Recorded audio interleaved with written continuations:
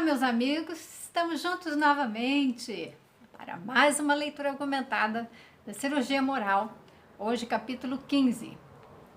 Nunca fales. Nunca fales em primeiro observar o que vai sair da tua boca. A tua responsabilidade é muito grande pelo que falas aos outros. A força mental que se transforma em ideias é carregada de magnetismo emprestado pelos teus sentimentos. Então já vamos dar uma pausa para a gente entender isso.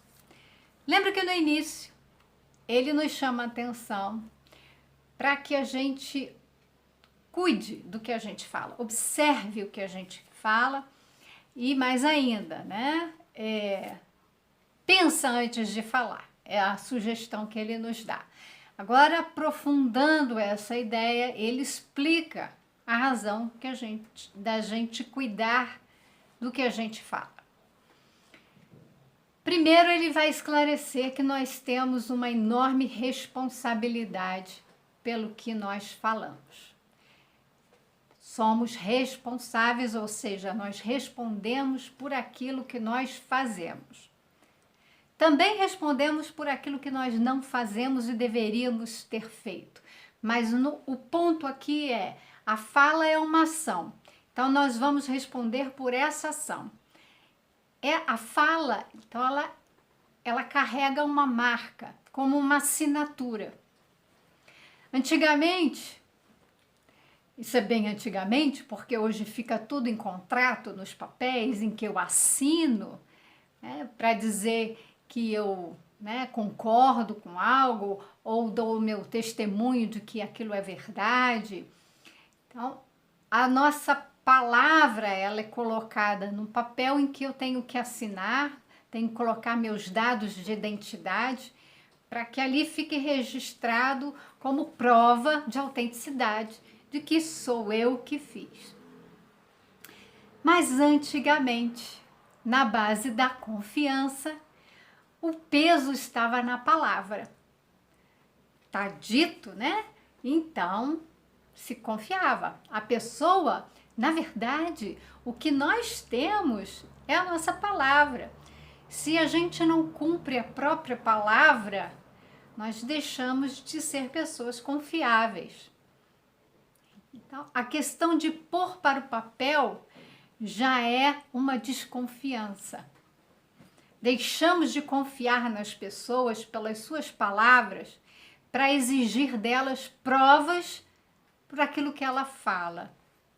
Isso a gente pode dizer que é lamentável, mas a gente tem que, de certa forma, admitir que é uma realidade. Mas uma realidade que a gente deve se lamentar e deve buscar voltar a um estado de confiar nas pessoas. Embora a gente saiba que nós erramos e as pessoas podem mentir, mas a responsabilidade é daquele que fala. Ele vai responder pelos seus atos. Agora eu respondo pelo meu, confiando. E respondo por mim também, se eu opto por desconfiar da palavra do outro. Escolha de que cada um faz de acordo com a sua moral, com a sua capacidade de evolutiva, de entendimento, de afeto, inclusive. Então, vamos aprofundar aqui. Ele vai dizer que a fala, ela traz aqui uma força mental. Então, primeiro tem o aspecto da mente. A mente, ela é algo que também a gente não compreende muito bem. O que é a mente? Até alguns séculos atrás, essa discussão da mente era tão complicada, ainda é hoje. Hoje eu tenho lido bastante livros que falam sobre física quântica, fala sobre espiritualidade, com a ciência, com a medicina, com a biologia, e ainda nos deparamos com algo que é transcendental, ou seja, é um aspecto que é do espírito. Mas se a gente não concebe a existência do espírito, a mente está onde? Então, hoje, a nossa ciência, refletindo uma ciência materialista, em que René Descartes ele fez o seguinte: ele até entendia que tinha mente, mas a mente não é observada, né, como o corpo. Não é um aspecto observável, ela não é material. Então, ela é o quê? Não sabemos. Então, eu vou estudar o corpo. E com isso, René Descartes propôs uma ciência dualista em que ela separa a mente do corpo. Ela põe a mente de lado e fica estudando e observando o corpo. E a medicina seguiu nessa linha de observar o corpo. A psicologia também, do psiquismo, psique é alma, ela também afastou a mente para poder estudar o comportamento, que é a expressão, né? A expressão do psiquismo está no comportamento, que é observável, que eu posso medir com instrumentos como os testes psicológicos. Então, isso foi um momento da ciência em que ela precisava analisar o que ela observava. Mas nós chegamos numa era que nós falamos das neurociências, e eu gosto muito de falar das neurociências, gosto do estudo da neurociência. Mas tem uma vertente da neurociência que ela procede dessa visão do biológico, do corpo, de um determinismo biológico que está nos genes. Então tem uma ideia de que a mente procede do cérebro, como se o cérebro criasse o pensamento, criasse a mente. E não é assim. Que bom que nós temos vários cientistas, inclusive o Deepak Chopra, que ele tem um livro chamado Super Cérebro, que ele vai dizer que é justamente o contrário. Existe algo superior que dá um comando no cérebro e o cérebro executa como uma máquina. Assim também o Bruce Lipton com a biologia da crença. Então existem vários estudos que começam a questionar nossos certos paradigmas da ciência que, né, já não servem mais para explicar. E nós começamos a adentrar a uma era do espírito, uma era da consciência. O mundo de regeneração, ele é um mundo que a gente pode dizer que é da consciência, que é do ser espiritual. Então, é muito bonito ver isso. A gente está começando a estudar e adentrar para esse entendimento.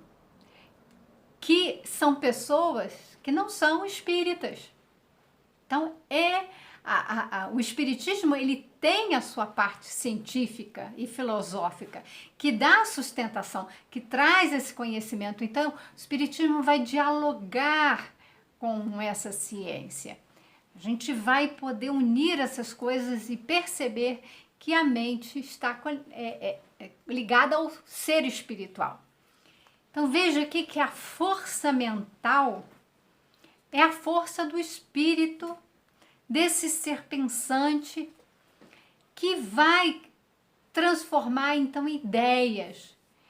Temos uma força mental, usamos dessa energia, dessa força, criamos o pensamento que vai estar carregado de magnetismo. É energia, é magnetismo o tempo todo, que provém do espírito, é uma produção do espírito. O pensamento cria. Então, eu estou aqui pensando, é o espírito que está pensando.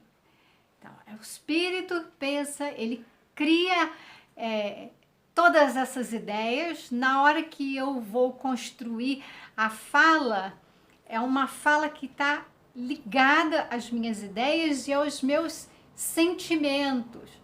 Então, eu quero aqui, né, eu já mostrei o meu encantamento de falar desses estudos, né, de mostrar que a ciência está caminhando no sentido, né, do despertar da consciência. Então, tem uma carga do sentimento aqui envolvida. Tudo isso faz com que, ao verbalizar, né, eu estou concretizando, eu estou colocando em ação toda essa força. E aí ele continua. A tua mente é um campo de fusões eletromagnéticas. Ele começa a explicar a mente. Por onde partem todos os pensamentos. Então, a mente é por onde partem os pensamentos. Mente não é pensamento. Que se consubstanciam em mensagens. Então, o pensamento, ele vai ali e começando a formar as mensagens que eu vou proferir, então vou falar para o que as pessoas que me ouvem. Então, para os que te ouvem, levando a tua marca. Como eu falei, vai deixar a marca. Nós somos responsáveis porque na nossa fala existe uma carga energética que provém do nosso ser espiritual. Então, a gente acha que pode falar e depois dizer que não disse. Isso está marcado no universo. A nossa fala não é apagada. Ou se eu falei para uma pessoa e outra não ouviu, e aí, não, eu disse que eu não falei nada, e eu posso desmentir, eu posso maquiar, eu posso distorcer, mas ainda assim, espiritualmente falando, essa carga que foi colocada, ela deixa uma marca. Você pode distorcer a mensagem, mas ela vai ser resgatada pela marca que nós imprimimos nela. Tanto que a mensagem de Jesus Cristo, ela foi distorcida pelos homens, né? Mais tarde foram distorcendo, e o Cristo veio, né? De novo enviando os seus discípulos, seus mensageiros, né? O João Evangelista, ele voltou como Francisco de Assis para de novo trazer a mensagem do Cristo. Depois vem o Espiritismo. Nós precisamos resgatar aquela mensagem do Cristo sem essas distorções, né? Quem distorceu é responsável por essa distorção. Mas ela tem lá uma carga. Portanto, deves responder pela carga dos que recebem tuas palavras. Então, eu respondo pelo que eu fiz, né, pelo que eu falei e o que eu provoquei no outro. Porque quando eu falo, eu gero esse campo energético e essa vibração, ela atinge aquele que eu estou emitindo, né? Então, tem o receptor da minha mensagem. Ele vai sofrer ali um impacto dessa carga energética, né? O impacto das minhas mensagens. Então, a gente tem que tomar muito cuidado, de fato, com o que a gente fala e vai provocar nos outros. Se a tua mente for educada, o retorno será a paz. Se não vigiares o que dizes, e a indisciplina encontrar ambiente condizente com a desordem, a própria natureza devolverá o que deres aos teus companheiros, acentuando de volta as formas afins às tuas ideias. Então, veja que a lei da ação e reação também está inserida. Então, nós produzimos todo esse campo eletromagnético, essa energia, a emissão da nossa mensagem, né? A nossa fala, ela tem uma carga, ela afeta o outro e ela retorna. Quando ela retorna, eu posso receber paz ou receber desequilíbrio, dependendo do que eu emiti.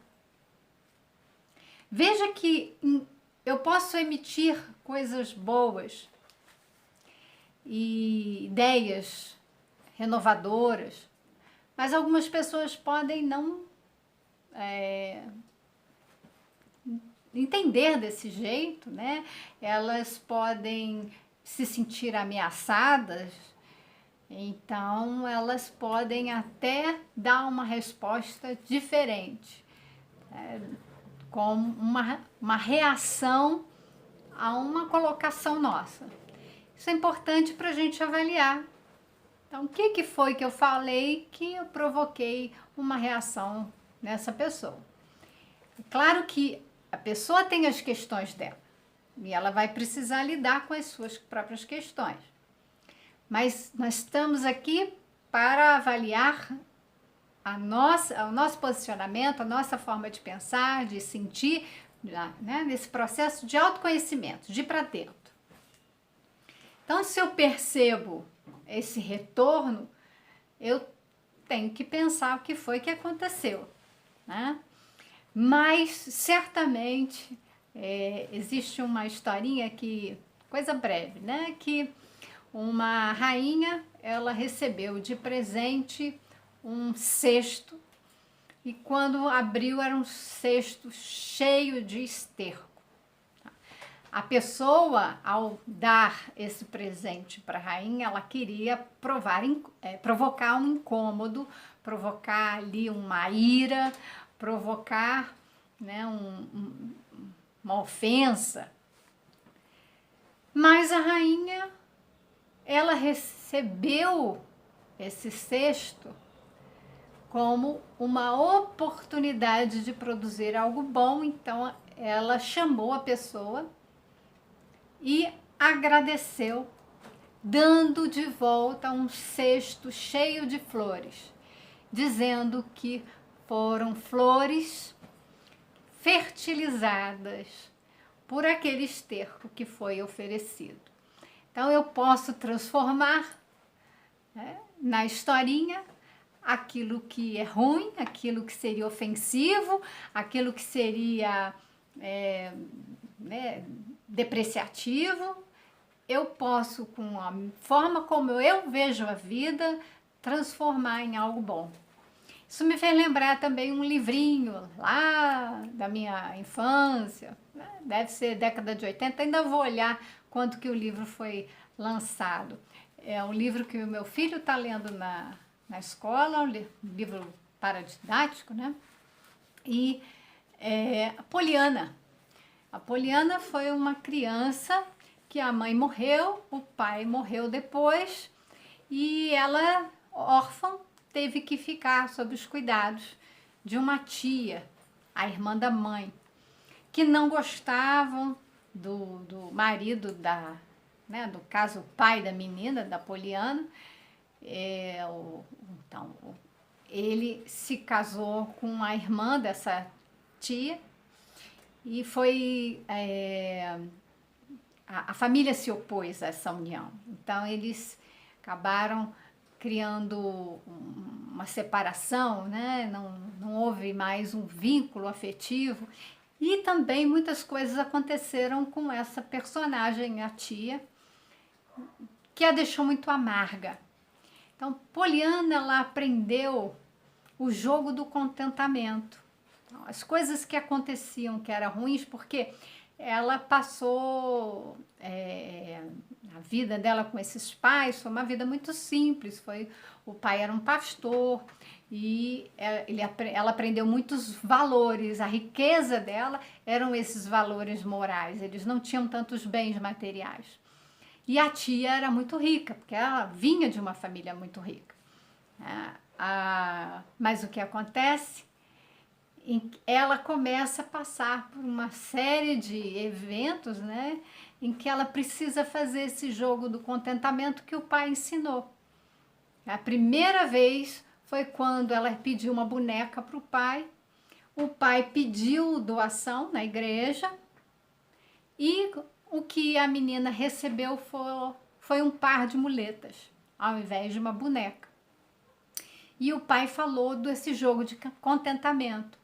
Falou assim, olha, vamos olhar esses pares de muletas com muita alegria, porque você não precisa deles.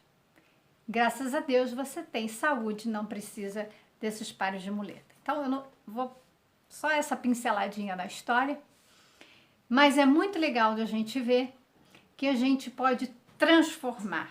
Então depende de cada um, como que vai receber. Mas a gente sabe muitas vezes que a carga vem para, né, agredir ou para agradar, elogiar. Então, cuidemos nós daquilo que nós estamos projetando no mundo, porque nós vamos receber também. Então, nunca fales mal de alguém, mesmo que te encontres atingido pela maledicência alheia. Então é isso. Você vai receber essa maledicência? Devolva sorriso, gratidão. Porque é uma oportunidade de aprender. Seja grato. Na Joana de Ângelo, na Psicologia da Gratidão, é basicamente isso. O tempo todo aprender a agradecer, inclusive as nossas dificuldades, os desafios, situações como essas em que a gente recebe a maledicência, agradecer porque ali existe uma oportunidade para nos tornarmos melhores, para responder o mal com o bem. Nunca penses ao contrário das leis do amor. Mesmo que o ambiente em que vives seja propício às conversações negativas. O papel do homem de bem é vigiar a si mesmo no que pensa, fala e faz, pois o maior beneficiado é quem se educa e quem disciplina a si mesmo. Então, nós não estamos aqui para falar que pessoas precisam ser educadas, que os outros precisam cuidar do que falam. Nós estamos aqui para pensar como que a gente pode fazer para poder se expressar da melhor forma possível, a gerar bem para todos. Então, sempre em conformidade com as leis do amor. Tudo que fizeres de bom, saído da nobreza da tua alma, estarás fazendo exclusivamente para ti. Tu serás o maior premiado. Então, o que a gente produz, se eu estou produzindo amor, o amor está em mim. Então eu vou produzir o amor, eu vou emitir o amor. Mas ao emitir o amor, não é esperar receber o amor de volta. Porque eu tenho amor em mim. Esse amor que eu tenho é que eu ofereci para o mundo. Então eu já estou pleno de amor, eu não preciso que reconheçam e que me retornem com o amor. Quem espera gratidão, quem espera retribuição, é porque está agindo de uma forma egoísta. Então, não há ali esse amor incondicional que brota. Está esperando o retorno. Quem espera retorno não está pleno de amor. Então, vamos lá. Quem cumpre o dever, nada mais está fazendo do que o próprio dever. Isso é ótimo. A gente acha que é óbvio, mas o nosso dever, muitas vezes, nós não cumprimos. Então, seria maravilhoso se todos nós pudéssemos perceber que nós temos deveres a cumprir e nós cumpríssemos. Nunca penses e nunca fales que és um portador de luzes para a humanidade. Muito bom isso. Porque nós, em primeiro lugar, nós estamos aqui para nos iluminar. Então, nós precisamos das luzes do Cristo. Então, Cristo, ele disse, né, que ele é o caminho, a verdade e a vida. Então, ele veio trazer a verdade. Ele é a grande luz. Ele é o grande iluminado. Nós temos outros personagens, né, como o Buda também, que a gente diz que é o iluminado, mas o Jesus é o mais sábio, né, é o ser espiritual, crístico, né, que é o governador do nosso planeta. Então, ele veio até nós E ele veio dizer, com essa clareza, que ele é o caminho. O caminho da nossa evolução é seguir os seus ensinamentos. Ele deu exemplo. É muito interessante a gente começar a pensar nos ensinamentos de Jesus, porque Jesus, sendo um espírito tão elevado, tão puro, um espírito crístico, mas ele veio até nós para dar o exemplo como nós, seres imperfeitos, podemos fazer para chegar ao reino de Deus. Então Jesus veio nos ensinar, veio nos mostrar. É aquela pessoa que sabe andar, mostrando para a criancinha que não sabe andar como é que se faz. Ele sabe fazer, ele já aprendeu há muito tempo, mas ele está ali ensinando beabá, nos ensinando a dar os primeiros passos. E ele está dando esses passos conosco. Ele está mostrando como são os primeiros passos. Então é muito importante a gente perceber, né? Esses ensinamentos de Jesus servem para nos iluminar. Então, nada de achar que a gente está aqui iluminado, que a gente está aqui para salvar o outro. A gente está e tem muita dificuldade para salvar a si mesmo, porque a maior parte do tempo a gente se distrai dos nossos deveres, do cumprimento dos nossos deveres. Então, nós temos que estar atentos nesse processo de iluminação, da nossa iluminação, sem achar que somos seres de luz porque estamos longe disso.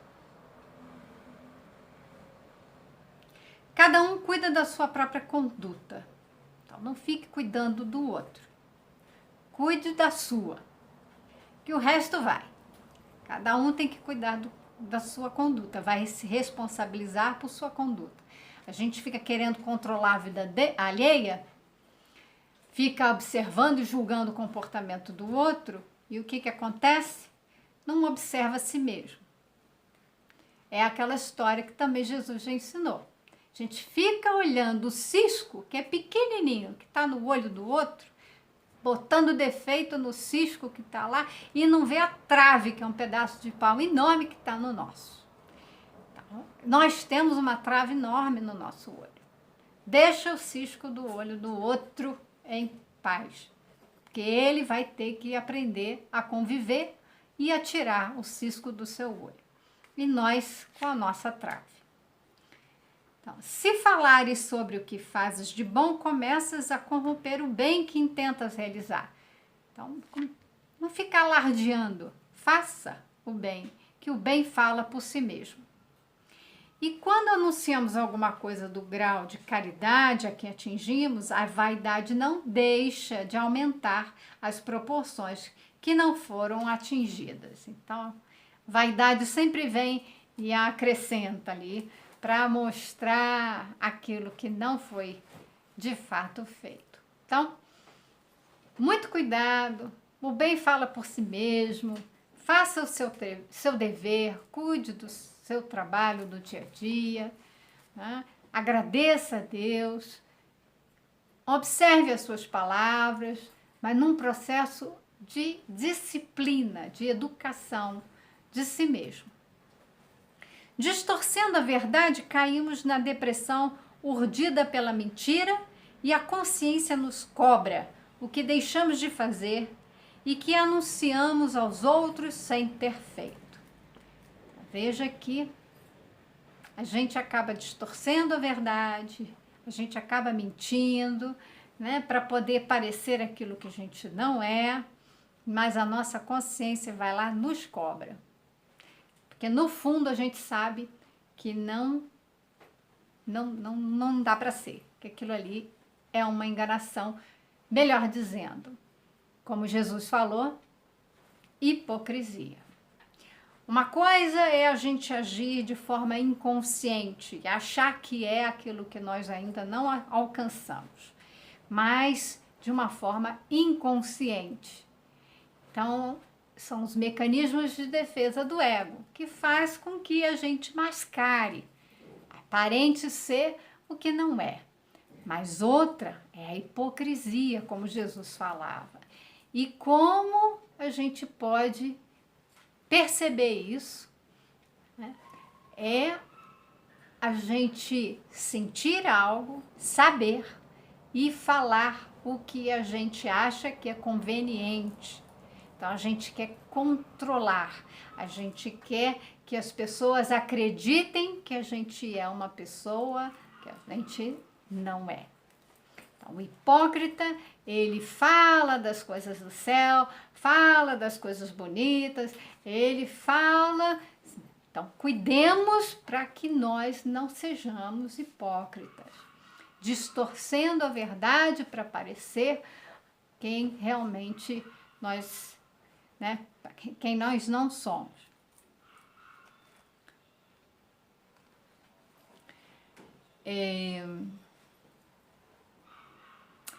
Colocamos uma lente no bem que tentamos fazer e fazemos questão de mostrar a quem possa, tentando colocar viseiras nos olhos dos nossos companheiros no que se refere aos nossos atos indignos. Olha que interessante.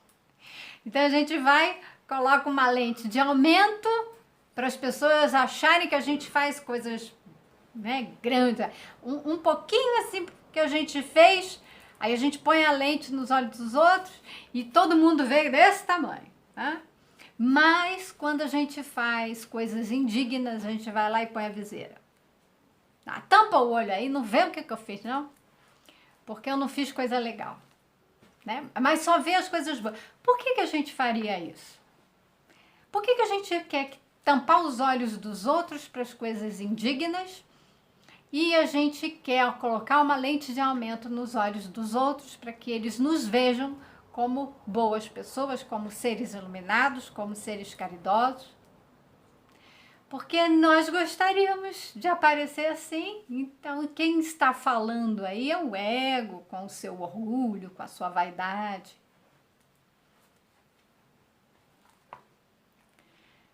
Tudo isso são ilusões. Estamos enganando a nós mesmos. Porque ninguém engana as leis e nem quem as fez. Só enganamos a nós. Para Deus está muito claro quem nós somos e o que estamos fazendo. Espiritualidade amiga que nos acompanha também está vendo. Só nós que estamos querendo nos enganar. Tampar os nossos olhos também com as viseiras, distorcendo e colocando lentes para a gente se ver maior do que a gente é.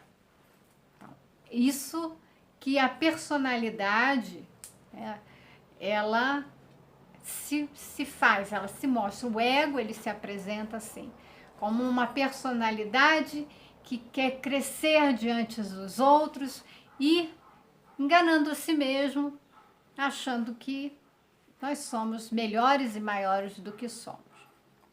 O orgulho e a vaidade estragam muitas vidas. O orgulhoso e vaidoso não desconfiam que os outros estão observando e analisando o que falam a mais do que realmente são. Se és verdadeiramente um benfeitor da coletividade, pelos exemplos e pelas ações, benfeitor pelos exemplos e pelas ações. Não é pelo que você fala. Eu sou isso, eu sou aquilo. Eu sou... Isso, a gente já viu que, infelizmente, a palavra está carregada dessa energia, mas a gente desconfia. Então, a nossa palavra a gente distorce, a gente pode mentir. Então, o orgulhoso e o vaidoso, eles usam desses recursos para distorcer a verdade. A gente precisa fazer esse trabalho de disciplina e de autoconhecimento para se colocar no tamanho que a gente realmente é. E se a gente for pequenininho, ainda assim, ser feliz com isso, estar em paz com isso. A paz de consciência é olhar para si mesmo no tamanho espiritual que a gente tem e prosseguir a vida, cumprindo os deveres, porque a gente sabe que está em processo de crescimento espiritual. Não te apresses em divulgar isso, né? Se você é verdadeiramente um benfeitor, porque o próprio ar se encarrega de transmitir os teus valores, os próprios objetivos ao teu redor denunciam e refletem as luzes que se desprendem do teu coração. Então, se você é bom, você faz o bem, isso se propaga. Não precisa, ele fala por nós, não precisa falar, anunciar. Então, é silencia. A gente deve educar a palavra falando o que é necessário. A autovalorização é falta de discernimento e escassez da educação. De novo, a gente está falando de educação, a gente precisa fazer essa educação e veja que eu entro nesse processo de ficar me valorizando demais, achando que eu sou maior do que eu realmente sou. É a falta de discernimento. Eu ainda não percebi o meu tamanho, eu não percebi quem eu sou, eu não me conheço. Eu me acho, eu estou enganada, eu me acho que, né, alguém que eu ainda não conquistei. Não tenho esses méritos. Tu és o que és. E nada mais. Se intentas anunciar o que fazes, o que foi feito apresenta falsificações nas suas mais íntimas estruturas. Quem fala muito sobre o que fez tem o intuito de esconder os erros que sempre estão à vista dos observadores. O santo quase sempre nega seus feitos, mesmo os benefícios que atingiram a humanidade, e quando não tem outro jeito, responde que é um dever seu fazer o bem. E se isso é caridade, está fazendo por bem de si mesmo. Isso não ocorre com o ignorante que sempre quer mostrar o que não é. Então veja que aquele que já realmente atingiu um grau de elevação, né, moral, espiritual, ele não propaga, ele faz, ele não perde tempo em ficar fazendo marketing das suas ações. Ele trabalha. E se alguém perguntar e foi lá, igual a Madre Teresa, né? E vai, e ela fala que é uma gotinha no oceano. Mas é uma gota importante, ela tem o conhecimento do valor, da medida do seu valor. Uma gotinha no oceano. É importante, né? Mas ela não é o oceano inteiro, ela não tem esse orgulho. Ela tem uma humildade de se reconhecer como uma gota do oceano, mas se faltasse essa gota no oceano, o oceano não seria o mesmo. Então a gente precisa reconhecer a si mesmo o nosso tamanho e o nosso valor. Não é qualquer problema reconhecer o próprio valor, desde que seja na medida certa.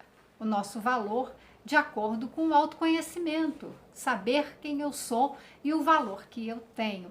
E é na jornada de aprendizado eu vou adquirir outros. Então tá tudo bem com isso, né? Fala menos de ti mesmo e quando não suportares ficar calado, fala das tuas próprias deficiências, mesmo que não tenhas coragem de falar de todas. Dize o que a tua coragem permitiu o teu coração suportar, mas nunca fale sem pensar o que vais dizer.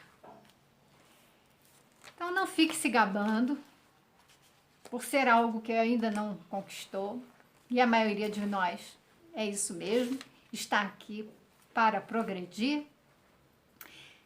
Preste atenção mais, né, no que fala, de preferência se cala.